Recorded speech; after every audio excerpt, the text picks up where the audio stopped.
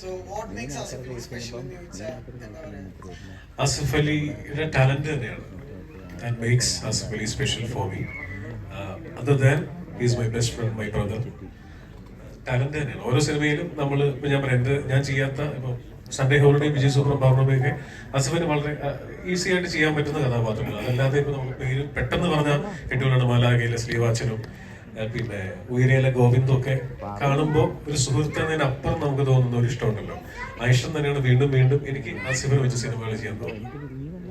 ഇപ്പൊ രണ്ടുപേര് തമ്മിലൊരു ഈഗോ ക്ലാഷ് അല്ലെങ്കിൽ രണ്ടാളുകൾ ഒരേ സമയം റോ ആവുകയും എന്നാൽ അവരുടെ ഇടിച്ചിടിച്ച് നിൽക്കുകയും ചെയ്യുന്നത് ഫാനിന്റെ ലെവലിൽ തന്നെ അയ്യപ്പനും കോശിയും എന്ന് പറയുന്നത് ഒരു ടെക്സ്റ്റ് ബുക്കായി മാറിയിരിക്കുന്നു. ലോകേഷ് ഉൾപ്പെടെ ഈ സിനിമയെ പറ്റിയാണ് പറയുന്നത്. അപ്പം ഏതെങ്കിലും ഒരു പോയിന്റിൽ ഇപ്പൊ ഗോഡ് ഫാദർ നായകനൊക്കെ ഒരു ഇൻസ്പിറേഷൻ ആയ പോലെ അയ്യപ്പനും കോശിയും തലവനൊരു ഇൻസ്പിറേഷൻ ഒരു നമ്മള് ഇതിന്റെ ടീസർ ഇറക്കിയപ്പോൾ മുതൽ ഏറ്റവും കൂടുതൽ കേൾക്കുന്ന ചോദ്യമാണ് ഈ അയ്യപ്പൻ കോശിയും ഡ്രൈവിംഗ് ലൈസൻസ് പോലത്തെ ഈഗോ ക്ലാഷുകൾ വെച്ചിട്ടില്ല. പക്ഷെ ഞാനത് ഇവിടെ ഉറപ്പായിട്ടും പറയണമെന്ന് വിചാരിച്ചൊരു കാര്യം തന്നെയാണ്. ആസിഫ് നമ്മൾ സംസാരിക്കേണ്ട വിഷയം തന്നെയാണ്.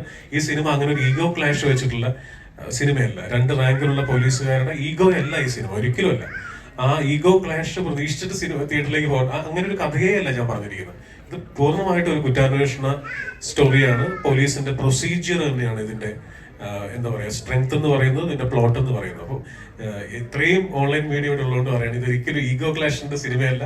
അയ്യപ്പനും കോശിയോ അല്ലെങ്കിൽ ഡ്രൈവിംഗ് ലൈസൻസോ പോർത്തൊഴിലോ നേരത്തെ പറഞ്ഞ ഒരു പടത്തിന്റെയും ജോണറിൽ പെടുന്ന പടമല്ല ഇത്. ആസിഫിന് അതായത് ഈ സിനിമയിൽ ബിജുചേട്ടന്റെ കൂടെ എന്റെ മുഖവും കൂടെ കണ്ടപ്പോൾ, അതായത് രണ്ട് ഹീറോസ് ഉണ്ട് എന്ന് തോന്നുന്ന രീതിയിൽ ഒരു പോസ്റ്റർ വരുമ്പോൾ ഏറ്റവും കൂടുതൽ നമ്മൾ ഫേസ് ചെയ്തൊരു ചോദ്യം അത് തന്നെയായിരുന്നു. ഒരിക്കലും അതിനെ ഇൻസ്പയർഡ് ആയിട്ടുള്ള ഒരു സിനിമയല്ല. തീർച്ചയായിട്ടും ഒരു ഈഗോ ക്ലാഷ് വരുന്നുണ്ട്, പക്ഷെ അതല്ല ഈ സിനിമയുടെ ഒരു മെയിൻ പ്ലോട്ടിൽ എന്നാണ് ഞാൻ മനസ്സിലാക്കിയത്. മൊത്തത്തിൽ മാറ്റി പിടിച്ചപ്പോ, അതായത് ഇപ്പോ സാധാരണ ജിസ്റ്റോയ് പടങ്ങളിൽ ഉണ്ടാവുന്ന കേക്ക് മുറിക്കുന്ന കത്തിക്ക് പകരം അവിടെ ശരിക്കുള്ള കത്തി, ചിരിക്കുന്ന ആസിഫ് അലിക്ക് പകരം ആസിഫ് അലി, ആ മാറ്റം പാടായിരുന്നു. അല്ല, അങ്ങനെ പാടെന്ന് പറയാൻ പറ്റില്ല. പലരും ഓർക്കാത്തതുകൊണ്ടാണ്. ഇപ്പൊ എന്റെ ബൈസൈക്കിൾ തീവ്സ് എന്ന് പറയുന്ന സിനിമ നിങ്ങൾക്കറിയാം, ആ സമയത്ത് 2013 ഏറ്റവും കൂടുതൽ ട്വിസ്റ്റുകൾ നിറഞ്ഞ മലയാള സിനിമ എന്ന് പറഞ്ഞുകൊണ്ട് ആയിരുന്നു അതിനെ പ്രൊമോട്ട് ചെയ്തിരുന്നത്. ഒക്കെ ഇപ്പോഴും അത് ഇഷ്ടപ്പെടുന്ന ആൾക്കാർ. അപ്പോൾ അതൊരു ഔട്ട് ആൻഡ് ഔട്ട് ത്രില്ലറായിരുന്നു. അത് കഴിഞ്ഞപ്പോൾ വളരെ യാദൃശികമായിട്ടാണ് ഞാൻ സൺഡേ ഹോളിഡേയും വിജയ് സൂപ്പറും പോലത്തെ ഒരു പാറ്റേണിലേക്ക് എത്തിച്ചേർന്നത്. പക്ഷെ അത് തന്നെ ചെയ്തുകൊണ്ടിരുന്നിട്ട് കാര്യമില്ലെന്ന് എനിക്കറിയാം. അതുകൊണ്ടാണ് ഇഷ്ടപ്പെടുന്ന മറ്റു ജോണറുകൾ പരീക്ഷിക്കാമെന്ന് വിചാരിക്കുന്നത്. തീർച്ചയായിട്ടും മറ്റേത് ചെയ്യാന്ന് പറയുമ്പോൾ ഭയങ്കര റെപ്പിറ്റേഷൻ ഫീൽ ഇല്ല നമുക്ക് എല്ലാവർക്കും, എനിക്ക് തന്നെ. അതുകൊണ്ടൊരു മാറ്റിയുള്ള പരീക്ഷണമായിരുന്നു ഇന്നലെ വരെ സ്റ്റിൽ എന്റെ ഏറ്റവും പ്രിയപ്പെട്ട സിനിമയാണ് ഇത്. അതിനേക്കാൾ ഏറെ സമയമെടുത്തും ആലോചിച്ചും ഒക്കെ ചെയ്ത സിനിമയാണ് ഈ ഇപ്പൊ തലവൻ എന്ന് പറയുന്നത്.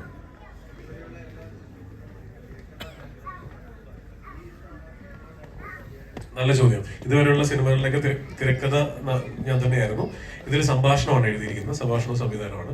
ഇതിൽ ശരത്തും ആനന്ദും രണ്ടുപേരാണ്. ഇതിൽ ശരത്ത് ഒരു പോലീസ് ഓഫീസറാണ്, ആനന്ദിനെ വർഷങ്ങളായിട്ട് എനിക്ക് അറിയാവുന്ന. രണ്ടുപേരും വളരെ ഇൻട്രസ്റ്റിംഗ് ആയിട്ടുള്ള ഒരു കഥ എന്ന് പറഞ്ഞു. ഞാൻ വളരെ ഇഷ്ടപ്പെട്ടു. അപ്പോൾ അവർ ഭംഗിയായിട്ട് എന്റെ തിരക്കഥ എഴുതിയിട്ടുണ്ടായിരുന്നു. അപ്പോൾ അതിനകത്ത് നമുക്കൊന്നും ചെയ്യാനില്ല, രസമായിട്ട് തന്നെ അവർ എന്റെ തിരക്കഥ എഴുതിയിട്ടുണ്ട്. എനിക്ക് ജസ്റ്റ് ഒന്ന് ഫൈൻ ട്യൂൺ ചെയ്യേണ്ട ജോലി മാത്രമേ ഉണ്ടായിരുന്നുള്ളൂ, പിന്നെ സംഭാഷണങ്ങൾ എഴുതുന്ന ജോലിയും.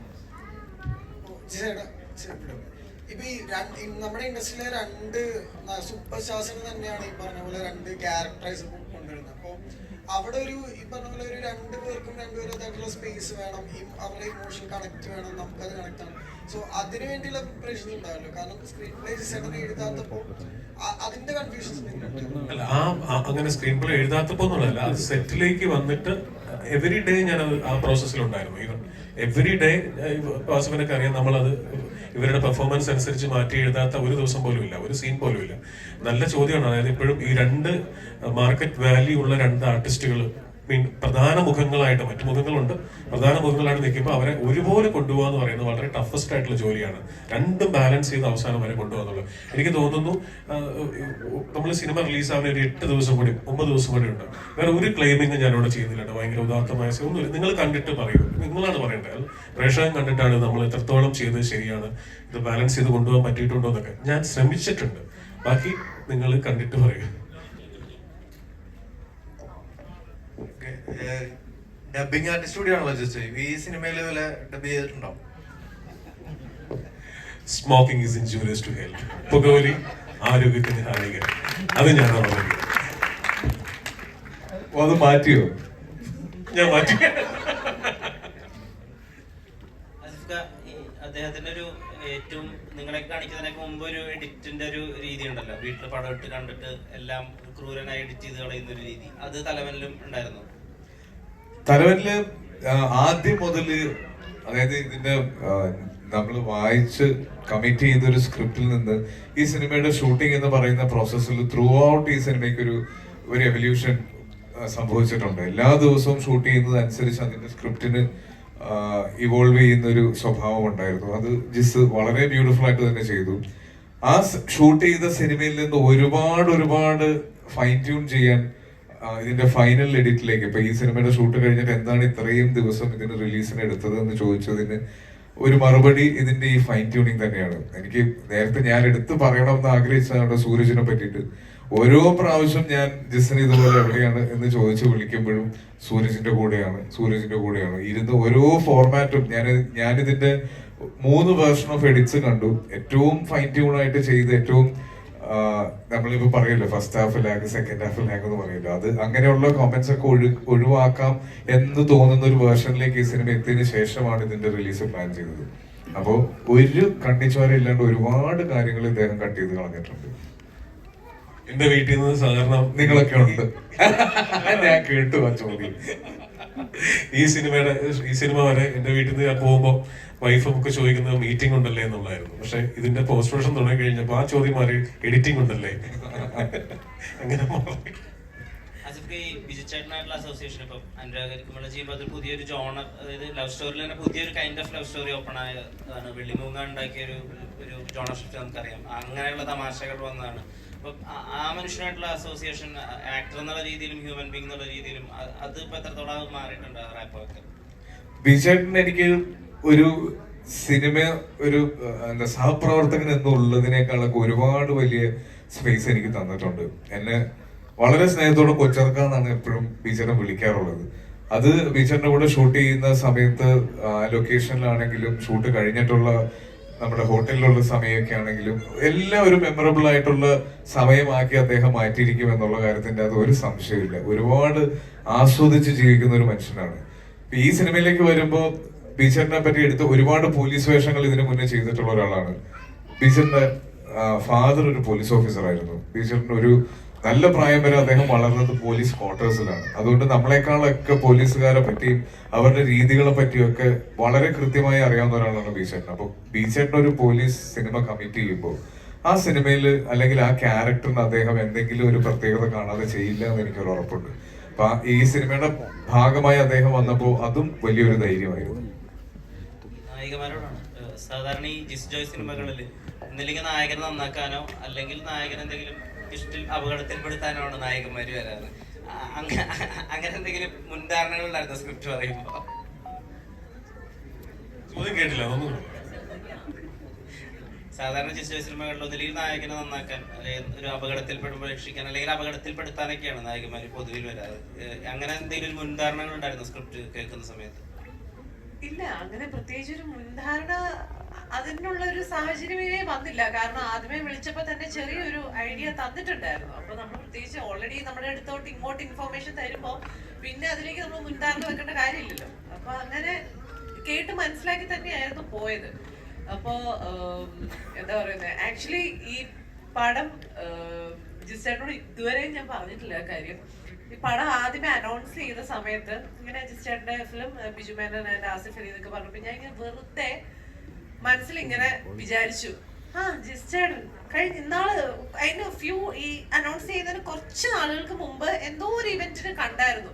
അപ്പൊ ഞാനിങ്ങനെ മനസ്സിലോർത്ത് ജിസ്റ്റേട്ടൻ പടം ചെയ്യാണല്ലോ, എന്നെ ഒന്നും വിളിച്ചില്ലല്ലോ എന്ന് ഞാൻ വെറുതെ മനസ്സിൽ ഞാൻ വിചാരിച്ചു. പക്ഷെ ഞാൻ ചോദിച്ചല്ലോ, ഈ മൊമെന്റ് വരെ ഞാനത് പറഞ്ഞിട്ടുമില്ല. അത് കഴിഞ്ഞിട്ട് എന്റെ മോന്റെ ബർത്ത്ഡേയുടെ അന്ന് വൈകുന്നേരം കോള് വന്നപ്പോഴാണ് ഇതെന്താണ്. അപ്പൊ ഞാനിങ്ങനെ വിചാരിച്ച കാര്യങ്ങളൊക്കെ നടക്കുമോ? എന്തായാലും നല്ല എക്സ്പീരിയൻസ് തന്നെയായിരുന്നു ഈ ഫിലിമിലെ കാര്യം പറയുകയാണെങ്കിൽ. അങ്ങനെ ഒരു പ്രത്യേക ഒരു രീതിയായിട്ട് ഇങ്ങനെ നായകനെ നന്നാക്കുന്ന അങ്ങനെയൊന്നും കരുതിയല്ല ആരും കഥാപാത്രം ഒന്നും എഴുതുന്നതും കാര്യങ്ങളും ഒന്നും. അതിങ്ങനെ സംഭവിക്കുന്ന അതിന്റെ ക്യാരക്ടേഴ്സിന് ആപ്റ്റായിട്ട് അങ്ങനെ വരുന്ന കാര്യങ്ങളാണല്ലോ, എഴുതി ഉണ്ടാക്കുന്ന കാര്യങ്ങളാണ്. അപ്പൊ അപ്പൊ അങ്ങനത്തെ കാര്യമൊന്നുമില്ല. എന്നാലും ഒരു എന്താ പറയുന്നത്, എന്റെ ക്യാരക്ടർ വളരെ ഇമോഷണൽ സപ്പോർട്ട് ഒക്കെ കൊടുത്തു നിൽക്കുന്ന ഒരു ക്യാരക്ടറിനെ ഇപ്പൊ പറയാൻ ഒരു സാഹചര്യമുള്ളൂ. അല്ല, ഞാനും എന്തായാലും തലവന്മാരെ രണ്ടുപേരെയും വെട്ടിലാക്കാനും പോയിട്ടില്ല, നന്മ മറവാക്കാനും പോയിട്ടില്ല, ഒന്നിനും പോയിട്ടില്ല. ശരിക്കും എനിക്ക് തോന്നുന്നു എന്റേതൊരു വേറെ തന്നെ ഒരു വഴിയാണ്. അന്വേഷണത്തിന്റെ ഒരു വല്ലാത്ത മുഖത്തിലേക്ക് അന്വേഷണത്തിന് ഏറ്റവും ഇമ്പോർട്ടന്റ് ക്ലൂസ് കൊടുക്കുന്ന കഥാപാത്രമാണ് അനുശ്രീ ചെയ്തിരിക്കുന്നത്. പറയോ, ഞാൻ പ്രത്യേകം പറഞ്ഞിരുന്നു ഞങ്ങൾ ഇവിടെ അറ്റത്തിരുന്നാലും ഞങ്ങൾ ഇടയ്ക്കിടയ്ക്ക് ഒന്ന് ബൂസ്റ്റ് ചെയ്ത് തരണമെന്ന്, കിട്ടണില്ല. എന്തായാലും എനിക്ക് തോന്നുന്നു നല്ലൊരു പ്രധാനപ്പെട്ട ഒരു ക്യാരക്ടർ തന്നെയാണ് ഞാൻ ചെയ്തിരിക്കുന്നത്. അതിൽ ഒരുപാട് സന്തോഷമുണ്ട്. ഇനി പറഞ്ഞതുപോലെ നമുക്ക് 24-ാം തീയതി പടം എല്ലാവരും കണ്ടതിന് ശേഷം സംസാരിക്കാം. ഈ സിനിമയിൽ ഏറ്റവും എടുത്തു പറയേണ്ട പെർഫോമൻസസിൽ ഒന്നാണ് നസീർക്ക. നസീർക്ക ഈ സിനിമയിലൂടെ നിങ്ങളെ ഞെട്ടിക്കും. സ്ഥിരം പോലീസാണെന്ന് ചോദിക്കുന്നില്ലേ? അന്വേഷിപ്പിക്കേണ്ടതില് പോലീസായിരുന്നില്ല. അതെ, പിന്നെയും പോലീസല്ല, ഇതിലും പോലീസാണ്, DNA-ലും പോലീസ്. ഇതുവരെ ലെഫ്റ്റനന്റ് ജനറൽ പദവി പോലെ കിട്ടും എന്തെങ്കിലും. കിട്ടണം, അത് മേടിച്ചിട്ട് ഞാൻ പോകും. അല്ല, ഇത് ഞാൻ വളരെ സീനിയർ ആയിട്ടുള്ള നമ്മുടെ ഒരു നടന്ന ഒരു താരത്തോട് ഞാനിങ്ങനെ പറഞ്ഞു, ഇങ്ങനെ അടുപ്പിച്ചടുപ്പിച്ച് വരുന്നത് പോലീസ് സ്റ്റേഷനുകൾ തന്നെയാണ്, അപ്പോൾ അതിലങ്ങ് ഉറച്ചു പോകുന്നൊരു പേടിയുണ്ടെന്ന് വെച്ചപ്പോൾ അദ്ദേഹം പറഞ്ഞു, മോനെ അത് കൊള്ളാവുന്നതുകൊണ്ടല്ലടാ വിളിക്കുന്നത്, നന്നായിട്ട് ചെയ്യുന്നുണ്ടല്ലേ വിളിക്കുന്നത്. പിന്നെ അതിന് പോലും വിളിക്കാത്ത ഒരുപാട് പേരുടെ ഇടയിൽ അങ്ങനെ വിളിക്കുന്നില്ല, അത് തന്നെ വലിയൊരു ഭാഗ്യമാണ്. ഈ സ്ഥിരം പോലീസ് സ്റ്റേഷൻ ചെയ്യുന്നു പറയുന്നവർക്ക് അത് പറയാനല്ലേ പറ്റുള്ളൂ, വേഷം തരാൻ പറ്റില്ലല്ലോ. അപ്പൊ സന്തോഷത്തോടു കൂടിയാണ് ചെയ്യുന്നത്. ഷാജോൺ എന്ത് പറയാനാ, ഷാജോൺ സന്തോഷം, അവൻ ഊരിയിട്ട് ഉപ്പായി ഇപ്പൊ എന്താ ചെത്തായി. അങ്ങനെയല്ല, ഇതിനകത്ത് എന്താ പറയാ, ഈ പറഞ്ഞ ഒരുപാട് നാളത്തെ ആഗ്രഹമായിരുന്നു. വിസ്മനോട്ട് ഞങ്ങള് എത്രയോ കൊല്ലത്തെ പരിചയമാണ് കേട്ടോ, എത്രയോ കൊല്ലത്തെ പരിചയമാണ്. അത് പറയണോ, അതായത് ഞാനും ജയസൂര്യയും കൂടെ ഇങ്ങനെ പ്രോഗ്രാംസ് ഒക്കെ ചെയ്ത് നടക്കുന്ന സമയം, നമ്മുടെ 1998-99 ആ സമയത്ത് ഞാനും ജയസൂര്യയും മിമിക്രി ചെയ്യും. 2-man ഷോയാണ്. ഞങ്ങൾ ഒരുപാട് രാജ്യങ്ങളിൽ പോയി പ്രോഗ്രാം അവതരിപ്പിച്ചിട്ടുണ്ട്. ഞാനും ജയസൂര്യ മാത്രമുള്ള ഷോയാണ്, വേറെ ആരുമില്ല, വേറെ ബേർഡൻസ് ഒന്നുമില്ല, ഒരു മൈക്കും ഞങ്ങൾ രണ്ടുപേരും മാത്രം മതി. അപ്പൊ അങ്ങനെ ഞങ്ങൾ നടക്കുന്നിടയിൽ ഞങ്ങളുടെ പാർട്ണർഷിപ്പിന് ആദ്യം പിരിച്ചത് ഈ മനുഷ്യനാണ്. അത് അവന് നസീർക്കയുടെ ട്രൂപ്പില് ഡിസ്കവറി അല്ലേ, കൊച്ചിൻ ഡിസ്കവറി എന്ന് പറയുന്ന അന്ന് എല്ലാ മിമിക്രി കലാകാരന്മാരും ഈ ട്രൂപ്പിൽ ഒരു അംഗമാകാൻ വേണ്ടി കൊതിച്ചിരുന്ന ഒരു സമയമുണ്ട്. ആ സമയത്ത് ജയസൂര്യക്ക് നസീർക്ക അതിലൊരു ഇമ്പോർട്ടൻ്റ്, ആ ട്രൂപ്പിൽ ഒരു അംഗമാക്കി. അങ്ങനെയാണ് ഞങ്ങളുടെ പാർട്ണർഷിപ്പ് ആദ്യം പൊളിയുന്നത്. പക്ഷെ ഒരുപാട് സന്തോഷമുണ്ട്. അന്ന് മുതൽ ഈ പറഞ്ഞ ഇക്കടെ ഞാൻ വീട്ടിൽ വന്നു, ഇക്ക ഓർക്കാത്തോണ്ടാണ് ജയസൂര്യയുടെ കൂടെ. അപ്പൊ അന്ന് മുതലുള്ള ഒരു നസീർക്കയോട് ഇപ്പോഴും എനിക്ക് ആ ഒരു എത്ര സുഹൃത്തായെന്ന് പറഞ്ഞാലും എനിക്ക് ആ ഷോൾഡറിൽ കൈയിടാനുള്ള ഒരു ധൈര്യമില്ല. കാരണം പിന്നെ കൈയെടുക്കരുത്. Thank you. എന്തായാലും വന്നതിലും രഘു എന്ന് പറഞ്ഞ കഥാപാത്രത്തെ നശ്വരമാക്കിയത് എന്റെ സിനിമയ്ക്ക് വേണ്ടിയിട്ട് ഒരു ഡയറക്ടർ എന്നുള്ള രീതിയിൽ എനിക്കത് പറയണം. Thank you. പ്രൊഡ്യൂസറിനോടും ഡയറക്ടറിനോടുള്ള ചോദ്യമാണ്. ഇപ്പോൾ ടെർബോ ഇറങ്ങുന്നു, അതൊരു പ്രധാനപ്പെട്ട, നിങ്ങൾ അതിനൊരു എതിരാളിയായി കാണുന്നുണ്ടോ, അല്ലെങ്കിൽ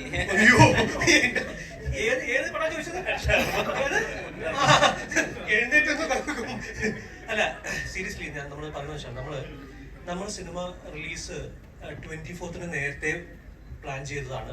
24-ാം തീയതി എന്നുള്ളത് നേരത്തെ ഫിക്സ് ചെയ്തതാണ്. നമ്മൾ അങ്ങനെയാണ് മറ്റ് കമ്മിറ്റ്മെന്റുകളെല്ലാം ചെയ്തതും. ടർബോ 13-ാം തീയതി, ജൂൺ 13-ാം തീയതി ആയിരുന്നു അനൗൺസ് ചെയ്തത്. അപ്പൊ അതിന് 3 ആഴ്ച ഗ്യാപ്പ് ഉണ്ടല്ലോ, അതിനു മുമ്പ് നമുക്ക് വന്നു പോകാമല്ലോ എന്നുള്ള അർത്ഥത്തിലാണ്. അപ്പൊ അവര് 23-ാം തീയതി തിരിച്ച് ഇങ്ങോട്ട് മാറ്റിയപ്പം ഞങ്ങൾക്ക് മാറാൻ വേറെ ഇടമില്ലാതായി പോയി. അതെ, നമുക്ക് മാറാൻ വേറെ സ്ഥലമില്ലാതായി പോയി എന്നുള്ളതാണ് അവസ്ഥ. വെക്കേഷൻ തീരുന്നു, പിന്നെ നമ്മൾ ഈ പറഞ്ഞ പോലെ നമ്മൾ നേരത്തെയുള്ള കമ്മിറ്റ്മെന്റ്സ് ഉണ്ട്, നമുക്ക് റിലീസ് ഡേറ്റ് കമ്മിറ്റ് ചെയ്തിട്ടുള്ള ഏരിയാസ് ഉണ്ട്. അപ്പം അതിന് നമുക്കൊരു സ്പേസ് ഇല്ലായ്മ സംഭവിച്ചത് കൊണ്ടാണ്. നിങ്ങൾ ട്രെയിലർ കണ്ടില്ലേ ടർബോയുടെ? അല്ലേ? എന്നിട്ട് ഈ ചോദ്യം ചോദിക്കണല്ലേ? അല്ല, ശരിക്കും അരുൺ പറഞ്ഞ പോലെ തന്നെയാണ്. നമ്മള് എനിക്ക് തോന്നുന്നു ഏകദേശം ഒരു 1.5 മാസം മുന്നേ മുതൽ നമ്മൾ ഇതിന്റെ ഒരു റിലീസ് ഡേറ്റിന്റെ 2 ഡേറ്റ്സ് നമ്മൾ എടുത്തിരുന്നു. അതിനുശേഷം നമ്മുടെ തിയേറ്ററിൽ ഇറങ്ങിയ, ഞാൻ നേരത്തെ പറഞ്ഞില്ലേ, മലയാള സിനിമയുടെ ഒരു വസന്തകാലത്തിലാണ് നമ്മൾ നിൽക്കുന്നത് ഈ ജനറേഷനിൽ. എല്ലാ സിനിമകൾക്കും മികച്ച അഭിപ്രായങ്ങൾ വരികയും എല്ലാ സിനിമകളും വളരെ തിരക്കുള്ള രീതിയിൽ തിയേറ്ററുകളിൽ ഓടിക്കൊണ്ടിരിക്കുകയും ചെയ്യുമ്പോൾ നമ്മൾ വളരെ സേഫ് ആയിട്ട് കണ്ട ഒരു ഡേറ്റ് ആയിരുന്നു 24. അപ്പൊ അതിൽ ഭയങ്കര കോൺഫിഡൻസിൽ നിൽക്കുമ്പോഴാണ് പെട്ടെന്ന് ടർബോ പ്രീപോണ്ട് ചെയ്ത് 23rd വന്നത്. വൈശാഖനല്ലേ, പോസ്റ്റ്പോൺ ചെയ്യാനല്ലേ ചാൻസ് ഉള്ളൂ എന്നതാണ് നമ്മുടെ മനസ്സിലെല്ലാം ഉണ്ടായിരുന്നത്. പിന്നെ ഇത്രയും വലിയൊരു സിനിമ, ഭയങ്കര ഗ്രാൻഡ്യൂറിൽ വരുന്ന മമ്മൂട്ടി കമ്പനിയുടെ 5ാമത്തെ സിനിമ. അപ്പൊ നമ്മൾ വിചാരിക്കുന്നത് 13 ഒരു 2 ആഴ്ച കൂടെ തള്ളുമായിരിക്കും, പണി തീരട്ടെ എന്നൊക്കെ വിചാരിച്ചിരുന്നതാണ്. പക്ഷേ ഇപ്പൊ പറയായിരുന്നു 24th എന്ന് പറയുന്നത് നമുക്ക് വെക്കേഷൻ തീരാൻ ഒരാഴ്ച കൂടി ഉണ്ടായിരുന്നെങ്കിൽ പോലും ഞങ്ങൾ ഒരാഴ്ച മാറ്റി വെക്കുമായിരുന്നു കേട്ടോ. കാരണം അത് മമ്മൂക്ക എന്ന് പറയുന്ന ആളോടുള്ള ആരാധനയും ഞങ്ങളുടെ റെസ്പെക്റ്റും പിന്നെ പേടിയുമാണ്. കാരണം അറിയാലോ, കൂടുതലൊന്നും പറയണ്ട. സിനിമയുടെ വസന്തകാലം എന്ന് പറഞ്ഞാൽ തന്നെയാണ് മമ്മൂക്കയുടെയും ഏറ്റവും ഗോൾഡൻ പീരീഡിലൂടെയാണ് മമ്മൂക്ക എന്ന ആക്ടർ. നമ്മൾ വളരെ ഹ്യൂജ് ഫാൻസ് ആയിട്ടുള്ള ആൾക്കാരാണ്. അപ്പൊ നമ്മളും അദ്ദേഹത്തിനെ വളരെ റെസ്പെക്റ്റോടെയും അല്ലെങ്കിൽ അദ്ദേഹത്തിന്റെ ഏറ്റവും എന്താ പറയുക ഭയങ്കര വൈവിധ്യമാർന്ന ക്യാരക്ടറായിട്ട് ഭയങ്കര ഡിഫറെന്റ് ആയിട്ടുള്ള സിനിമകളുമായിട്ടാണ് മമ്മൂട്ടി കമ്പനി വരുന്നത്, മമ്മൂക്ക വരുന്നത്. തീർച്ചയായിട്ടും അങ്ങനൊരു തരത്തിൽ നമ്മൾ ആലോചനയിൽ വെക്കേഷൻ കഴിഞ്ഞ് 3-ാം തീയതി മുതൽ സ്കൂൾ തുറക്കുന്നു, 5-ാം തീയതി ഇലക്ഷൻ റിസൾട്ട് വരുന്നു, മഴ വരാൻ പോകുന്നു. അതുകൊണ്ട് ഒരു രീതിയിൽ ഞങ്ങൾക്ക് അങ്ങോട്ട് പുഷ് ചെയ്യാനായിട്ട് പറ്റാത്തതുകൊണ്ടാണ് നമ്മൾ 24th 23rd ടർബോന്ന്. അത് കഴിഞ്ഞ് 24th നമ്മൾ അറിയാം, നമ്മൾ അത് വലിയ സ്കെയിലുള്ള സിനിമയാണ്. നമ്മുടെ കഴിയുന്ന രീതിയിലുള്ള ഒരു സ്കെയിലിങ്ങിലുള്ള സിനിമയാണ്. എന്തായാലും നിങ്ങൾ എന്റർടൈൻ ചെയ്യുന്നുള്ളൊരു പ്രതീക്ഷയുണ്ട്. ആ സിനിമ വിജയിക്കുമ്പോൾ ഉറപ്പായിട്ടും ഞങ്ങളുടെ സിനിമയും കൂടെ നിങ്ങൾ പരിഗണിക്കണം, അതിനെ കൂടെ വിജയിപ്പിക്കണം. ഇപ്പൊ കണ്ടുവരുന്ന ഒരു പുതിയ ഒരു ട്രെൻഡ് എന്ന് വെച്ചാൽ നമ്മളിപ്പം